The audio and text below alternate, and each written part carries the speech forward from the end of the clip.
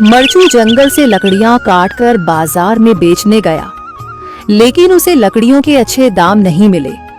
इस पर मरचू ने कहा, अरे भैया, इतने कम पैसे, इन पैसों में तो 2 वक्त का खाना भी नहीं मिलेगा। आप मुझे बहुत ही कम पैसे देते हैं। मैं इतनी मेहनत से लकड़ियां काट कर आता हूँ, लेकिन उनके पैसे मुझे बहुत कम मिलते हैं। भैया, तुम्हारी लकड़ियां होती ही इतनी कमजोर हैं कि मैं इससे ज्यादा पैसे नहीं दे सकता। तुम्हारी लकड़ियों के बस इतने ही पैसे बनते हैं। अरे भैया, कुछ ज्यादा कर दो ना। वो क्या है ना कि इन पैसों का तो कुछ भी नहीं आता। मैं अपनी जिंदगी कैसे गुजारूंगा। भैया, तुम जाकर अच्छी लकड़ियां लाओ, तभी इन लकड़ियों का अच्छा दाम मिल पाएगा, वरना इन लकड़ियों का तो यही दाम है।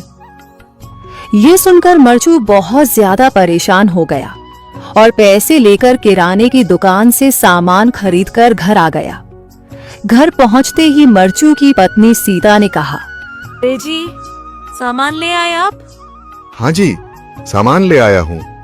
सीता के चेहरे पर खुशी छा जाती है, लेकिन जब उसने सामान देखा, जी, इसमें तो बहुत थोड़ा सामान है। हाँ सीता, मुझे पता है कि यह सामान बहुत थोड़ा है, लेकिन मैं क्या करूं? मेरे पास जितने पैसे थे, मैं उतने का ही सामान लेकर आ गया हूँ। इस तरह हमारा गुजारा कैसे हो पाएगा जी? आपको तो पता ही है कि हम कितनी मुश्किलों से गुजारा करते हैं। हाँ हाँ, मुझे पता है, लेकिन मैं कर भी क्या सकता हूँ? मेरे पास इतने पैसे ही नहीं कि हम एक अच्छी जिंदगी गुजार सकें। इतनी मेहनत कर रहा हूँ, लेकिन फिर भी मेहनत का फल नहीं मिल रहा। इतनी मेहनत से अच्छी लकड़ी काट कर आता हूँ, लेकिन मुनासिब दाम नहीं मिलता। मैं तो बहुत परेशान हूँ। क्या करूँ? कहाँ जाऊँ? अरे जी, आप परेशान न हो, आप कोई और काम देख लें। मैंने कई बार काम तलाशने की कोशिश की, पर किसी ने भी मुझे काम नहीं दिया। ये सुनकर सीता भी काफी ज्यादा परेशान हो गई। मरचू से सीता की परेशानी नहीं देखी गई। उसने अपनी पत्नी सीता से कहा, मैं फिर से जंगल की ओर जा रहा हूँ। अरे जी, अभी मत जाइए ना, वैसे भी शाम हो रही है। आप कल चले जाइएगा, अभी मत जाइए। ठीक है, अगर तुम रोक रही हो तो मैं नहीं जाता। मैं कल चला जाऊंगा। इसके बाद मरचू गांव में घूमने के लिए चला गया। तभी उसे एक आदमी मिला और उसने कहा, कहाँ जा रहे हो भैया? और सुनाओ, क्या हाल चाल है?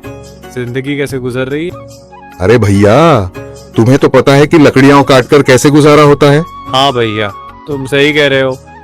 और आसपास के जंगलों में अच्छी लकड़ियां भी नहीं है। इसके लिए तो जंगल के अंदर जाना पड़ेगा। पर जंगल के अंदर तो काफी सारे जंगली जानवर होंगे। मुझे बहुत डर लगता है भैया, मैं जंगल में कैसे जाऊंगा? हाँ भैया, जंगली जानवर तो होंगे, लेकिन अच्छी लकड़ियां तो वहीं से ही मिलेंगी। ये सुनकर मरचू बहुत ज्यादा परेशान हो गया, लेकिन वह आदमी बिल्कुल ठीक कह रहा था। जंगल के किनारे की सारी लकड़ियां कट चुकी थीं।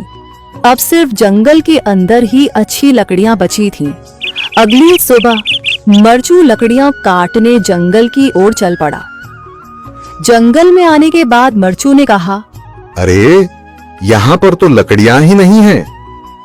वो आदमी सही कह रहा था, लकड़ियों के लिए तो जंगल के अंदर ही जाना पड़ेगा।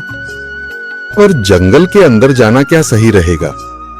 मुझे तो बहुत डर लग रहा है, क्योंकि वहां पर तो काफी सारे जंगली जानवर होंगे जो खतरनाक होंगे। अगर आज मैं जंगल के अंदर नहीं गया तो मैं आज घर पैसे लेकर नहीं जा सकूंगा, और फिर जब पैसे नहीं होंगे तो गुजारा कैसे होगा? मरचू जंगल के बाहर खड़ा सोचता ही रहा और फिर उसने सोचा, अरे, यहाँ पर भी कोई मजबूत पेड़ दिखाई नहीं दे रहा जिससे मैं लकड़ियां काटकर घर ले जा सकूं। लगता है और अंदर जाना पड़ेगा। यही सोचकर मरचू जंगल के अंदर चला गया। अंदर जाने के बाद उसने इधर उधर पेड़ देखे, पर उसे कोई भी अच्छा पेड़ दिखाई नहीं दिया।